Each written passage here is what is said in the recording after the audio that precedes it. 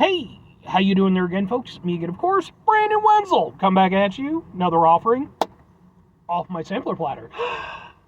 Yes, indeed, folks, I'm playing very serious reviews I've been doing for a little while. I go over there, try out food and drink items. I eat stuff, I drink stuff, and folks, I'm going to talk about the stuff. I'm going to let you know all that you need to know about hopefully delicious stuff. That time I'm doing this, folks, I'm not going to lie. I've been looking for this one for a while. I don't know why it just randomly showed up today, but we'll get to that. Folks, it is a super simple format. I'm going to go over there and try out food and or drink items for you. Whilst I'm doing so, I'm going to yammer on about it for a bit. Whilst I'm doing all that, I'm inside the truck, and whilst I'm doing all that, I'm wearing grody work clothes. Typically, when I'm inside the truck and I'm wearing grody work clothes, that means that I was on my way home from work and I found some shit to review for you. That is absolutely the case today. I got off of work. I needed some gas because it was like, it's one of those things where it's like, could I stretch it? Could I go over there? I'm not planning to go anywhere today. Could I get home and then drive back to work and then get back home again? Could I make one more full round trip? And it's like, no, I could get back home for sure. I could get to work for sure, but I don't think I'd quite make it home again. And I was like, fuck it, I'll go to the Speedway. So I went over there, I found some items to review. I just got through reviewing some Boom Zero Sugar Snapple Apple. Go watch that review. But they had something that is distinctly not zero sugar. And again, I've been looking for this one for a little bit. I believe Nathan's Fast Talk Food Reviews, another reviewer. If my stuff is too long-winded for you, he's definitely somebody to go check out. His reviews are much shorter, much more to the point. I tend to ramble. I think that's part of my appeal. I don't know. But he did a review of this, I think like maybe 2 months ago or something like that. And I was looking for him. I was like, cool. Because, sometimes I'll go over there, I'll check his page, just to see, because sometimes I miss shit. So, what are they? Well, you probably already read the title, but maybe not. Because, boom, they're M&M's Campfire S'mores flavor. Can we get it? Can we get a thing? Maybe? Ha ha ha ha ha ha ha! Sure. So I've reviewed plenty of M&M things before. I did the sugar cookie ones and the marshmallow ones or what the hell ever. I like the idea of s'mores in an M&M format. By the way, why does he look like he's... I guess that's supposed to be like, it's like he's wearing the hat because it's a campfire thing. But it looks like he's just trying to be some sort of ridiculous 1990s gangsta. But anyway, let's try a thing. Thing with the M&Ms, man, the weird flavored ones, super hit or miss. Some of them I love, a lot of them I have not liked. I think the caramel Java ones or whatever it was, caramel macchiato ones maybe. Ugh. Didn't like them. Can we get, okay. Do we have any other flavors or any other, no, okay. So, looks like we got, go away. Go away. Go away. We got 3, not flavors, but 3 colors.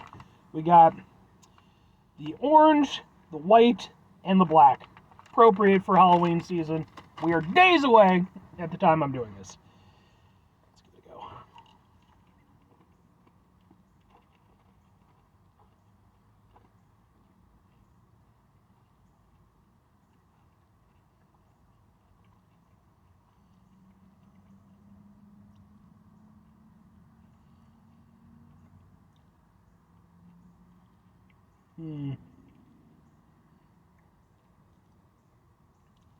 Interesting.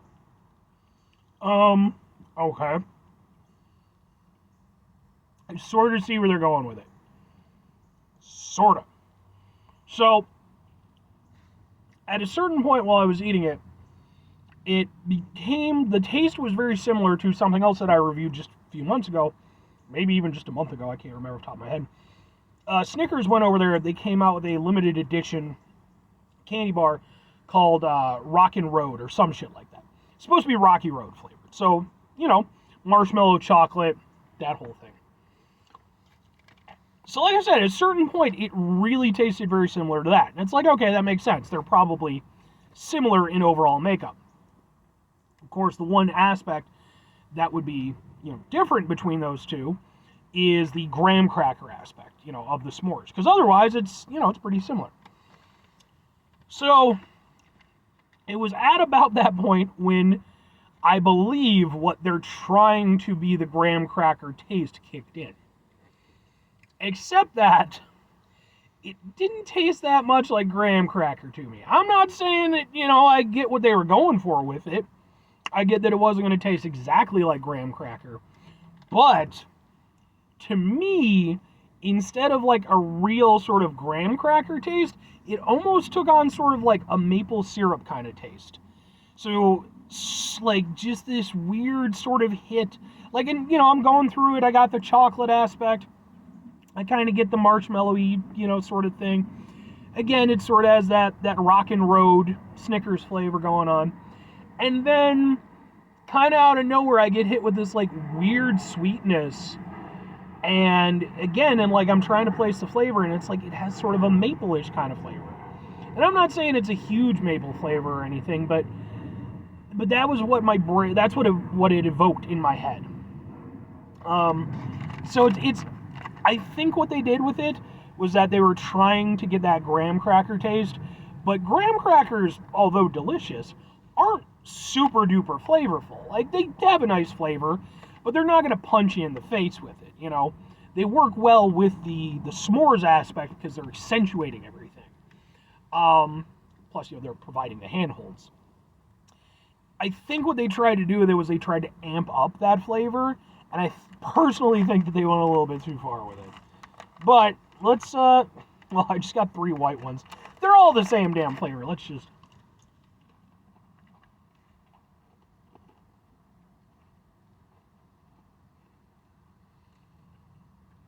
Initially, it just kind of tastes like a normal M&M.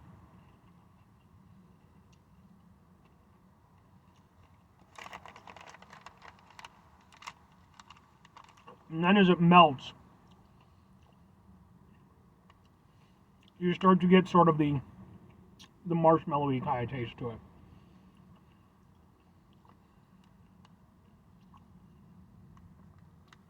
Interesting that one didn't really seem to have much of a hit of the graham cracker. I wonder if these are different flavors. Let's see if it's any different if I do the 3 thing again. Give me a white one, damn it. I mean, I can't imagine, but I don't know. 3 white ones definitely didn't taste quite the same as the combination, so.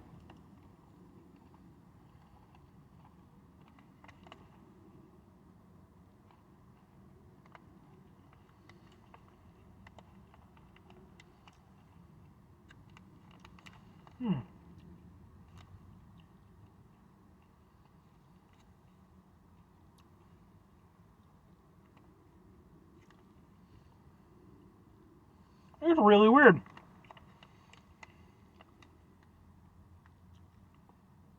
They're a little bit. Really interesting, because, like, you think M&M's, think consistency. Like, they're not typically going to be all that different from one another. But that first one, that first bite that I had, I swear to you, it had something of kind of a maple flavor to it.